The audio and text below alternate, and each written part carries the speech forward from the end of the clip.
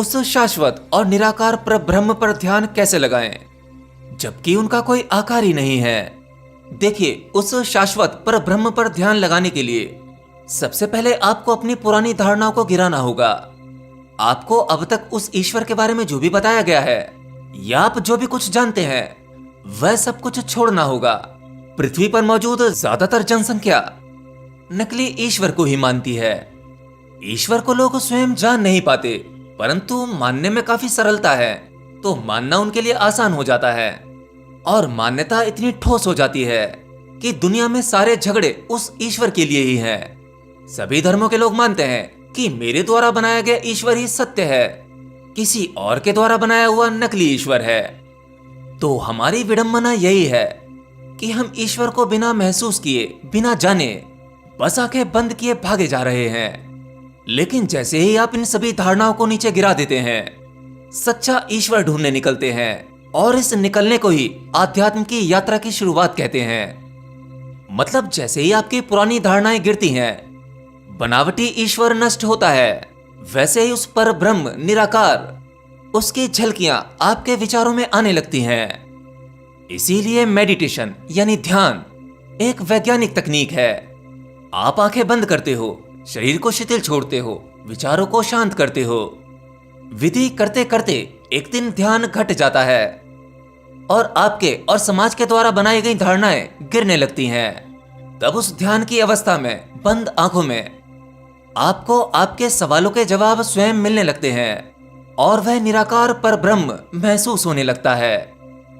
निराकार पर ध्यान लगाना यानी किसी पर ध्यान ना लगाना। आंखें बंद करके अगर आप किसी ईश्वर का ध्यान करते हैं, किसी मूर्ति की कल्पना करते हैं, तब वह निराकार पर ध्यान नहीं है, उस परमपिता परम ऊर्जा पर ध्यान नहीं है। उस पर ध्यान तो अपने आप ही सधेगा जब आपके भीतर कोई विचार नहीं होगा। ईश्वर तो एक कंपन है, एक वाइब्रेशन। वह किसी आकार या शरीर में नहीं, वह कोई व्यक्ति नहीं। मैं उसी को परम ऊर्जा कहता हूं। लेकिन नए साधकों की यही समस्या है, जो चीज उन्हें दिखती नहीं, जिस चीज का उन्होंने कभी अनुभव नहीं किया, वो उसे कैसे मान सकते हैं? और जब तक उसे नहीं मानेंगे तो उस पर ध्यान कैसे लगेगा? तो दोस्त, डायरेक्ट ऊंची छलांग मत लगाओ, पहले ध्यान में उतरो तो सही। क्या पता आपका यह सवाल खुद ब खुद गिर जाए और आपको समझ आ जाए कि उस पर ब्रह्म निराकार और उस परमात्मा परम ऊर्जा में ध्यान कैसे लगाना है। यह सभी ज्ञान आपको ध्यान में स्वयं मिलने लगेगा। आप पहला कदम निकालो तो सही। परमात्मा स्वयं आपका हाथ पकड़कर आगे ले जाएगा। बस आपको बीच में भ्रम में, माया में फंसना नहीं है, अपने पे कंट्रोल रखना है। चलिए अगला प्रश्न लेते हैं। विचार शून्यता में घबराहट क्यों होती है? कृपया इसका जवाब दें। देखिए, विचार शून्यता आपके लिए एक नई जगह है, एक नया अनुभव है, एक ऐसा अनुभव जो आप इस समाज में, इस दुनिया में रहकर कभी नहीं कर सकते। एक साधारण इंसान को जितने भी अनुभव होते हैं, वह इस भौतिक शरीर के जरिए इस भौतिक जगत में होते हैं, जो आपके लिए जाने पहचाने होते हैं। हाँ, भौतिक जगत के सभी अनुभव, अब वो चाहे कोई सा भी अनुभव हो, वे सब अनुभव आप पहले भी कर चुके हैं, अपने पिछले जन्मों में कर चुके हैं। लेकिन विचार शून्यता, यह इस भौतिक शरीर और भौतिक जगत की घटना नहीं है। आप 3 डायमेंशन को जानते हैं, तो ये सब कुछ आपके लिए नया नहीं है। परंतु विचार शून्यता, वह आपके लिए एक नए आयाम में प्रवेश है, और किसी नई चीज को आपका मन स्वीकार नहीं कर पाता, उसके लिए वह नया अनुभव है। और मन के तल में घटने वाले इस नए अनुभव में डर लगना संभव है। विचार शून्यता में ना तो आपका घर होता, ना आपके घर वाले, ना आपके सगे संबंधी, माँ बाप, कोई नहीं होता। यह भौतिक जगत, यह भौतिक शरीर नहीं होता। इवन किसी प्रकार का विचार नहीं होता। केवल एक ही विचार होता है जो उस विचार शून्यता को देख रहा होता है। यह अनुभव आपके करीब करीब ना होने का अनुभव होता है, और आपके मन में बैठा वो एक विचार आपके ना होने को स्वीकार नहीं पाता। करीब करीब यह मृत्यु का अनुभव है। तो इसलिए गहरे ध्यान में विचार शून्यता के वक्त घबराहट होना संभव है, परंतु यहां डर जाना और डर के ध्यान को रोक देना एक खोजी के लिए उचित नहीं है। यह अवस्था साधक को डराने वाली लगती तो है, यह आपको घबरा देगी, परंतु इसमें बुरा कुछ नहीं होगा।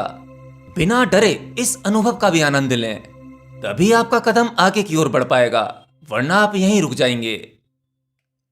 अगला प्रश्न, सर क्या पहले के समय के योगी मुर्दों को जिंदा कर सकते थे?